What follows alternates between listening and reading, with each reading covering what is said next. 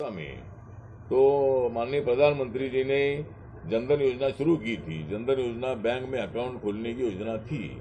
आम आदमी हो, कोई भी आदमी हो, उन्होंने बैंक में अकाउंट खोलना चाहिए।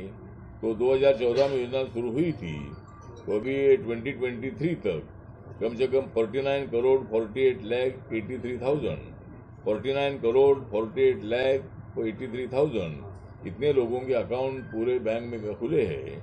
और बिहार का आंकड़ा देखा जाए तो 5 करोड़ 57 लाख 62,000 5 करोड़ 57 लाख 62,000 इतने लोगों के अकाउंट मतलब पूरे बिहार स्टेट में खुले हैं।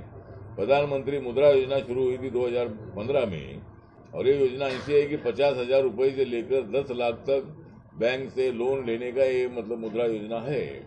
और इसमें मतलब कोई गारंटी की आवश्यकता नहीं है।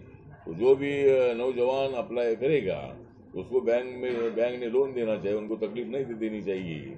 इसीलिए मुद्रा योजना शुरू हुई थी। और अभी तक कम से कम 42 करोड़ 38 लाख 45,000 42 करोड़ 38 लाख 45,000 इतने लोगों को अभी तक लोन मिला है। और बिहार का अगर देखा जाए तो 4 करोड़ 53 लाख 64,000 4 करोड़ 53 लाख 54,000 इतने लोगों को मुद्रा योजना का लोन मिला है। प्रधानमंत्री उज्ज्वला योजना है। प्रधानमंत्री उज्ज्वला योजना गैस सिलेंडर देने वाली योजना है। अभी तक ये 2016 में योजना शुरू हुई थी, और अभी तक 9 करोड़ 58 लाख 58,000 9 करोड़ 58 लाख 58,000 इतने लोगों को देश भर में गैस कनेक्शन मिले हैं। और बिहार में 1 करोड़ 7 लाख इतने लोगों को गैस कनेक्शन मिले हैं। प्रधानमंत्री आवास योजना अर्बन की है, तो उसमें कम से कम अभी तक 75 लाख 52,000 इतने लोगों को मकान देश भर में मिले हैं। और बिहार में 1,11,000 इतने लोगों को अर्बन एरिया में मकान मिले हैं। जो रूरल योजना है प्रधानमंत्री आवास योजना, इसमें 2 करोड़ 9 लाख 52,000 इतने लोगों को देश भर में आवास मिले हैं। और लेकिन यहाँ आंकड़ा थोड़ा इधर का मुझे नहीं मिला है। दूसरी प्रधानमंत्री जन आरोग्य योजना आयुष्मान भारत योजना जो है, एक फैमिली को मेडिकल ट्रीटमेंट के लिए 5 लाख रुपए देने की योजना है।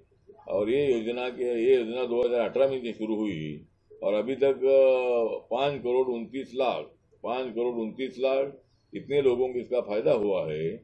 और बिहार में देखा जाए तो 6,85,000 इतने लोगों को मतलब इसका फायदा हुआ है। तो यहाँ माननीय नीतीश कुमार जी की सरकार है, इसीलिए मतलब ये राज्य को फायदा नहीं देना है। ऐसी भूमिका हमारे नरेंद्र मोदी सरकार की नहीं है। नीतीश कुमार हमारे हैं। नीतीश कुमार कभी भी हमारे पास आ सकते हैं। और नीतीश कुमार मतलब पहले उधर से इधर आए थे, अब इधर से वहां चले गए हैं। लेकिन एक बात मैं उनका आभार व्यक्त करता हूँ कि जो बेंगलोर की मीटिंग में जो इंडिया जो नाम दे दिया है अपोजिशन को, वैसा राहुल गांधी के दिमाग में कभी क्या आएगा मालूम नहीं है, लेकिन उनके दिमाग में ये बातें आ गई और उन्होंने जोड़ तोड़ करके इंडिया का जो नाम है, ये अलायंस का नाम इंडिया दे दिया है। लेकिन उसको हम इंडिया तो नहीं बोलते, उसको हम बोलते INDIA। और मैंने भी इसका डेफिनेशन किया है कि आई का मतलब इंट्रोडक्शन, एन का मतलब नेगेटिव, इंट्रोडक्शन, एन का मतलब नेगेटिव, डी का मतलब डेट, और डी का मतलब डी का मतलब डेट, और आई का मतलब आइडिया, और ए का मतलब अलायंस। तो मतलब इसी तरह का जो ये आउटडेटेड अलायंस है, तो इसीलिए जिस तरह मतलब वो इंडिया का नाम यूज कर रहे हैं। एक जमाना था कि India is Indira, Indira is India, इसी तरह की बातें की जाती थी। इंदिरा जी के बारे में हमको आदर है, उन्होंने देश के लिए सेक्रीफाइस किया है। उन्होंने देश का प्रधानमंत्री पद पर एक महिला बैठी थी, इसका हमें बहुत बड़ा गर्व भी है। लेकिन जिस तरह नरेंद्र मोदी जी देश का विकास कर रहे हैं, कांग्रेस के जमाने में कुछ हुआ ऐसा नहीं है, लेकिन जितना होना चाहिए तो उतना नहीं हुआ। करप्शन बढ़ता गया। इसलिए 2024 में जनता ने नरेंद्र मोदी जी को देश के प्रधानमंत्री पद बिठाया है। बीजेपी को 282 सीटें में मिली थी और पूर्ण बहुमत से बीजेपी सत्ता में आई थी, लेकिन उसके बावजूद भी जो छोटे छोटे दल है उनको भी साथ में रखकर इस सरकार को एनडीए सरकार बोलते हैं, नेशनल डेमोक्रेटिक अलायंस उसको बोलते हैं। और इसीलिए मुझे लगता है कि हमारे सरकार के खिलाफ ये सभी नेता लोग एक साथ आ रहे हैं। अच्छी बात है, आपको लोकतंत्र में अधिकार है, हमें हराने का आपको अधिकार है और आपको हराने का भी हमको अधिकार है। इसीलिए माननीय नरेंद्र मोदी जी विकास पुरुष है। नरेंद्र मोदी जी दुनिया के नंबर 1 के पॉपुलर नेता है। ये अपोजिशन लीडर को ठीक नहीं लग रहा है, उनको पेट में दुख रहा है कि भाई नरेंद्र मोदी इतने पॉपुलर बनते जा रहे हैं और देश का विकास हो रहा है। आपने देखा है कि नेशनल हाईवे जो है बहुत ही 4 लेन 6 लेन बहुत अच्छी तरह हो रहे हैं।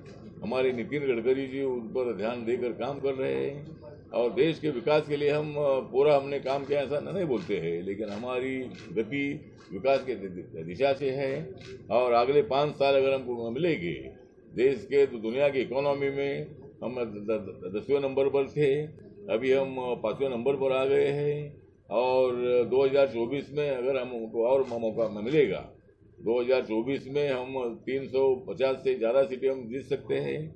यहाँ जो बिहार है, बिहार में भी मतलब बीजेपी की ताकत मजबूत है और माननीय नीतीश कुमार जी हमको छोड़कर चले गए हैं, ये हमको ठीक नहीं लग रहा है, लेकिन वो तो चले गए हैं। लेकिन उन्होंने इंडिया का नाम का विरोध किया है, मतलब जो नाम राहुल गांधी ने दे दिया है, तो मतलब वो इंडिया नाम देने के बाद वो मीटिंग से चलकर आए थे।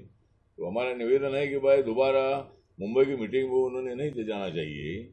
और नीतीश कुमार जी के मेरे अच्छे उनके साथ संबंध है। जब वो रेल मंत्री थे, अटल जी के सरकार में जब रेल मंत्री थे तब भी मेरे उनके साथ अच्छे संबंध रहे हैं। जब हमारे महामहिम आदरणीय आरिफ गवई जब यहाँ के गवर्नर बन गए थे तब से भी उनके साथ हमारे अच्छे से संबंध है।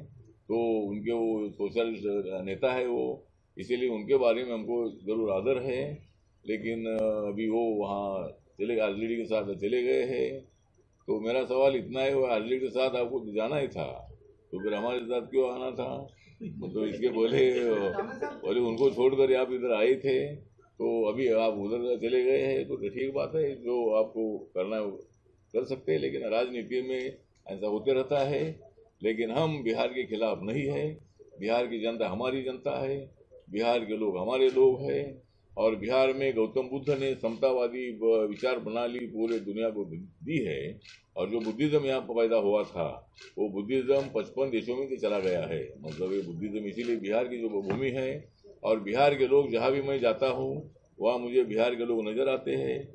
हमारे मुंबई में बिहारी लोगों की संख्या बहुत बड़ी है, हमारे दिल्ली में बिहार के लोगों की संख्या बहुत ज़्यादा है। और एक कंट्री त्रिनिदाद टोबैगो नाम की एक कंपनी है, एक कंट्री है और वो अमेरिका से भी आगे है। मतलब वो छोटी कंट्री है लेकिन वहाँ कम से कम 170 साल पहले यहाँ की 225 फैमिली अंग्रेज लोग वहाँ गन्ने के खेत पर काम करने के लिए लेकर गए थे। और अभी वहाँ पूरा प्रधान